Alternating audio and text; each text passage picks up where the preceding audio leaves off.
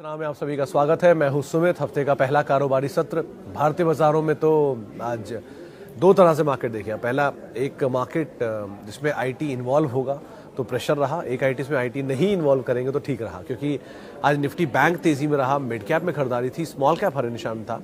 बात अलग है कि आईटी इतना ज़्यादा डैमेज हो चुका था नंबर्स के बाद, इन्फोसिस के ऑब्वियसली, जिसकी वजह से पूरा इंडेक्स नीचे धकेल ले गया। तो 121 अंकों की गिरावट निफ्टी में आपको दिखाई पड़ेगी थैंक्स टू आईटी। 4.5-4% का फॉल वहाँ पर रहा, जिसमें इन्फोसिस नंबर्स के बाद करीब 10% नीचे रहा। डिस्पाइट लोअर लेवल से रिकवरी के बाद एक समय में 11.5-12% तक टूट गया था, लेकिन रिकवरी के बाद वो 10% नीचे, 9-9.5% नीचे बंद हुआ।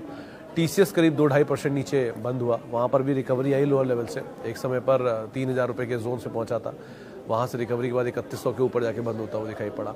आईटी में एचसीएल, परसिस्टेंट, इन सब में लोअर लेवल से रिकवरी ज़रूर आई, लेकिन मेजर डैमेज आज आईटी में ही देखने को मिला। बैंक्स में सपोर्ट था तो रिकवरी थी। आप प्राइवेट बैंक्स देख लीजिए, पीएसयू बैंक्स देख लीजिए, पीएसयू स्पेशली केनरा, एसबीआई, इन सब में अच्छा सपोर्ट आता हुआ दिखाई पड़ रहा था। और जो लगातार तेज़ी का विनिंग स्ट्रीक बना हुआ था मार्केट का 9 दिनों का, उस पर आज एटलीस्ट इंडेक्स फ्रंट पे हॉल्ट लगता हुआ दिखाई पड़ा।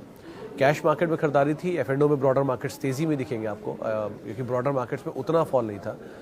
फ्लैट टू पॉजिटिव साइड या 50-50 का रेशियो कह लीजिए आज ब्रॉडर मार्केट्स में दिखेगा।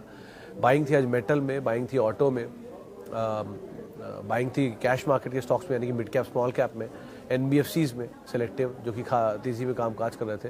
प्रेशर था फार्मा में। बाइंग थी एफएमसीजी में। एफएमसीजी में आज आईटीसी स्टार था, नया ऑल टाइम हाई बनाया। एचडीएफसी बैंक नंबर्स के बाद नया हाई हिट किया, वो बात अलग है, उसके बाद टूट गया। उसके अलावा बैंकिंग, एफएमसीजी, रियल्टी एक और ऐसा सेक्टर जो कि तेज़ी में था। नेस्ले आज अच्छी तेज़ी में था एफएमसीजी से, 20,000 के पार पहुंचता हुआ दिखाई पड़ा। PSU, energy, Reliance industries obviously 21 तारीख को नंबर्स है, उससे पहले चला। ऑटो जहाँ पर खरीदारी देखने को मिली, तो ऐसे अलग अलग सेलेक्टिव सेक्टर्स तेज़ी में थे। एक तरफा सपोर्ट इनसे आ रहा था, हैवी वेट से, इसमें रिलायंस, आईटीसी पार्टिसिपेट कर रहे थे, और दूसरी तरफ एक तरफा बिकवाली का सपोर्ट आ रहा था पूरी तरह से आईटी से, जिसमें सभी के सभी शेयर आज इंडेक्स के लाल निशान में कामकाज कर रहे हैं। एक समय पर सेक्टर 5% से ज़्यादा नीचे ट्रेड कर रहा था, लेकिन रिकवरी के बाद फिर भी 3-3.5% की बिकवाली के साथ बंद होता हुआ दिखाई पड़ा। तो खराब numbers, guidance cut, plus growth, CC growth, जिसमें ग्रोथ की बात थी, डी ग्रोथ, ये कुछ चीज़ें जिसको बाजार ने बहुत सीरियसली ले लिया और इसके दम पर तेज़ बिकवाली यहाँ पे आते हुए दिखाई पड़ी। सवाल जवाब का सिलसिला आप सीधे शुरू करते हैं और कुछ सवालों को शामिल कर लेते हैं। पहला सवाल जो मेरे पास आया है उसमें है please suggest which one best, Axis bank, AU small finance bank, IndusInd bank, already invested in SBI, HDFC, ICICI bank. इन तीनों में तो sir Axis bank and Kotak you can add further. Value wise अगर आप ढूंढ रहे हो तो कोटक एक बार को फिर भी थोड़ा वैल्यू दिखाई पड़ेगा उसमें। बारिंग बाकी दो में तो सिर्फ मोमेंटम ही पकड़िएगा आप, चाहे कुछ हो जाए। वैसे इस बार के नंबर एयू ने अच्छे दिए थे, जो Q4 के अपडेट के नंबर थे।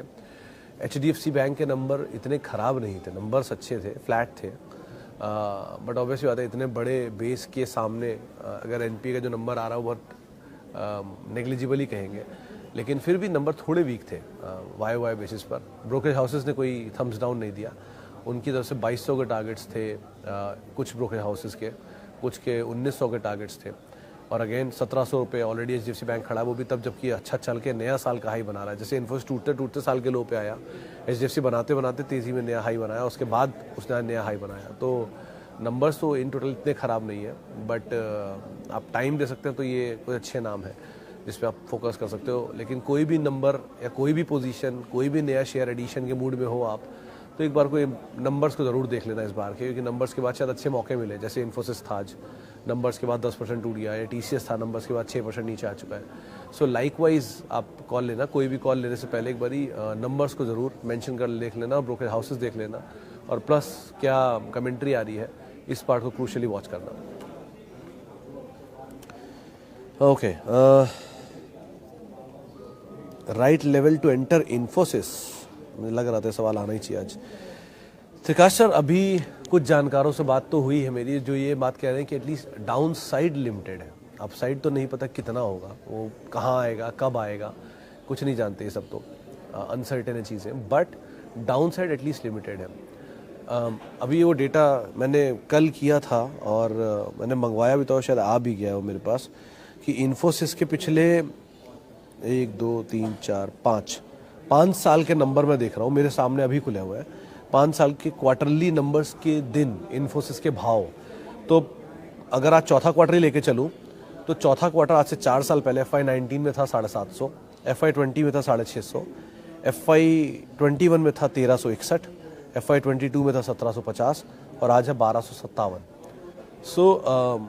कहने का तात्पर्य है कि इन्फोसिस ने इस ड्यूरेशन में भले ही वॉलेटाइल सेशन रखा हो, लेकिन इस ड्यूरेशन में उसने वो पुराने लेवल्स को ब्रीच भी किया है। अगर आपका होराइजन बड़ा है तो आप टाइम फ्रेम देंगे तो you might get good reward, but again quality business नीचे के दाम पर मिल रहा है, आप देख सकते हो। लेकिन सब कुछ डिपेंड करता है कि आपका होराइजन कितना है, गोल क्या लेके चल रहे हो। ऐसा नहीं है कि यहाँ आप लोगे और डबल हो जाएगा, लेकिन एक 15% की पॉसिबिलिटी जो रीजनेबल रिटर्न एक लार्ज कैप देता है, उतनी उम्मीद अगर आप रखते हो तो आपको वो शायद अचीव होते हुए दिखाई पड़ सकती है। आईटी में TCS इन्फोसिस में एटलीस्ट एक चीज़ क्लियर हो गई कि इनके नंबर आ चुके हैं, तो जो अब होना है वो अगले क्वार्टर में होना है। तो तब तक के लिए तो आपके पास विजिबिलिटी है, ब्रोकर हाउसेस के व्यूज़ हैं, कमेंट्री है, अनटिल अनलेस बीच में कोई बड़ा एक्सीडेंट ना आ जाए तो। लेकिन बाकियों में भी विजिबिलिटी वेट करेंगे आप, तो लाइकवाइज आप कॉल लीजिए। बहुत ज़्यादा डाउन साइड मतलब पिछले 10 साल का एवरेज पीई यानी उस दाम बाजारों से वो जो प्रेफरेंस दाम देता है वो 20 का मल्टीपल है, यानी 20 गुना ऊपर देता है। आप उसे और डिस्काउंट मान लो, 19 गुना मान लो, तो 19 गुना के हिसाब से अगर आप मान के चलते हो तो इन्फोसिस कहीं बैठता था 20 गुना पे बैठता है कहीं 1362 रुपया 65 रुपया जो आज की क्लोजिंग है इसकी। और नीचे जाना चाहोगे 19 के मल्टीपल पे तो कहीं बैठता है वो 58 की EPS से आप मल्टीप्लाई कर लो, उतना दाम बैठता है। तो आपके लिए यही डाउन साइड मैक्सिमम है, क्योंकि पिछले 10 साल में तो यही एवरेज पी इसने रखा है। प्लस डिविडेंड पेइंग कंपनी है, कैश रिच कंपनी है, तो अच्छे डिविडेंड, अच्छे वैल्यूएशन, अच्छा नाम, प्रमोटर, अच्छा quality company, second largest company, so you can go for it. But again बहुत कुछ डिपेंड करता है आपके टाइम फ्रेम पर। इसके बाद आया नायका में क्या करें। Ashish ji, still a very costly stock comparatively. आप वैल्यूएशन वाले पार्ट पे जाना चाहोगे तो वहीं से शुरू करता हूँ मैं। 40 करोड़ का प्रॉफिट था जो एडजस्टमेंट से पहले, यानी कि वो बोनस से पहले था, बाद में घट के आया था शायद 4 करोड़, क्योंकि वो नहीं 6 शेयर हुए थे तो बैठा था शायद 6 करोड़ के आसपास। फिर उसमें एडजस्टमेंट्स के बाद और प्रॉफिट बिल टूटा भी, तो वैल्यूएशन वाइज तो बहुत महंगा है आज भी इस दाम पर भी बहुत महंगा है। अब दो ही चीज़ हो सकती है, या तो ये शेयर नीचे आए या अर्निंग ऊपर जाए। अगर इन दोनों में से कोई चीज़ होती है तो आप ज़रूर देख सकते हो, बट अगेन यही दोनों ही चीज़ें सपोर्ट करेंगी, या तो अर्निंग ऊपर आए या शेयर का प्राइस नीचे आए। क्या पहले आता है उस पर डिपेंड करता है, बट अगेन एक ही चीज़ के साथ केवीएट है, इसके वैल्यूएशन बहुत महंगे हैं। मतलब ये बिजनेस के अंदर ऑलरेडी हिंदुस्तान यूनिलीवर है और बहुत स्ट्रांगली है, हल्के फुल्के में भी नहीं, बहुत स्ट्रांगली काम करता है। और साथ साथ रिलायंस भी फोरे कर चुका है स्पेस में। सो आप खुद ही अंदाज़ा लगा लिए इस राइजिंग कंपटीशन में क्या सिचुएशन बैठेगी with this shrinkage of profitability.